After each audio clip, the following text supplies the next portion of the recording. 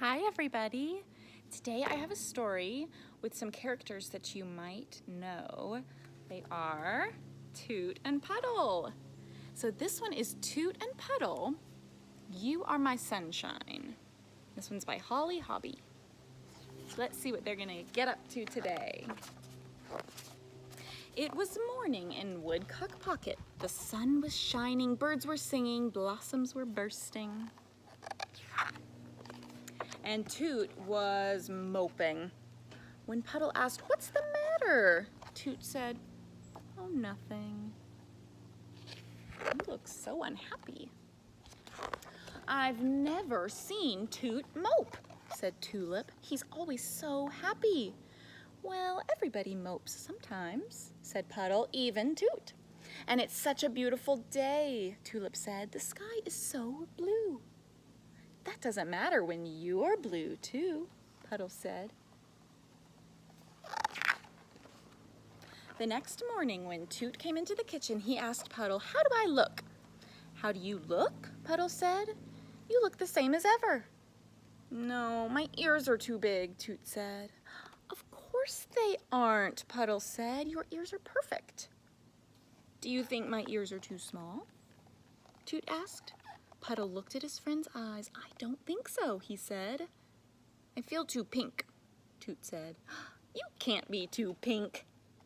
"You're just saying that," said Toot, and he moped out of the room. Can you make a mopey face like Toot? Mope, mope, mope. Mope, mope, mope. He is so unhappy right now. That evening, Puddle made 5-berry cobbler with heaps of whipped cream. "I know 5-berry cobbler is your favorite," he said to his friend. "It's delicious." Toot told him, "Thank you." Toot's smile popped out for the first time in 2 days. "It worked," Tulip sang. The next morning, "Hooray for 5-berry cobbler." "I think you're right," cheered Puddle. He was very relieved. But when Toot came poking across the yard, he didn't look any happier. Can you see him there? "Is Toot still blue?" Tulip asked. "Maybe he's bored," Puddle declared. "What Toot needs is an adventure." Do you think an adventure's gonna work? Look at that. "That was tons of adventure," Tulip said. What'd they do? They went rafting in a boat down the water. "We never would have dared the rapids without you," Puddle told Toot. "Anyone can float down a river," Toot replied. He was still moping. Unhappy Toot. So Puddle had another idea. Maybe Toot was feeling lonely. "We haven't had company at Woodcock Pocket all summer." Tulip's eyes brightened. "There's nothing better than company," she said. "Let's invite everyone." And everyone came. Jenny, Otto, and Phil. Soon Puddle had everyone singing, "You are my sunshine, my only sunshine." "Let's play hide and seek," Otto suggested. "Come on, Toot," Puddle called out. "You're it." But Toot said, "I'm not in the mood to be it right now." So they're all having fun, but Toot is still unhappy. He's still feeling blue. "I think everyone had a wonderful time," Puddle said. "Everyone but Toot," said Tulip. "I sure miss the old Toot," Puddle said. "Me too," said Tulip. What are they gonna do to help their friend? Sunday morning wasn't sunny. "I think something is coming," Puddle said anxiously. "I'm afraid you're right."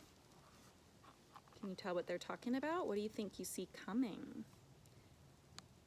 I see dark clouds and it looks like it's windy. So maybe there's a storm coming. Late that afternoon, lightning crackled, thunder rumbled, and wind lashed Woodcock Pocket with rain.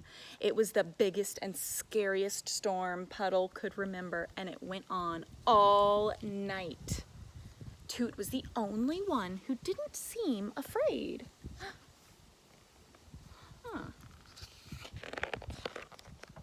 In the morning, Pocket Pond was flooded, and there were leaves and branches all over the place, but the air felt different, more fresh and exciting.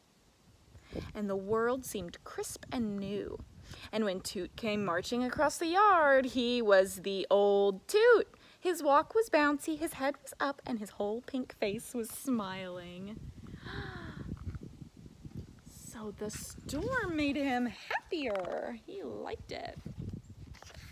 "I'm glad you're not moping anymore," Puddle said. "Was I moping?" Toot asked. "Just a little bit," Puddle told him. "Sometimes you need a big, whopping thunderstorm to clear the air."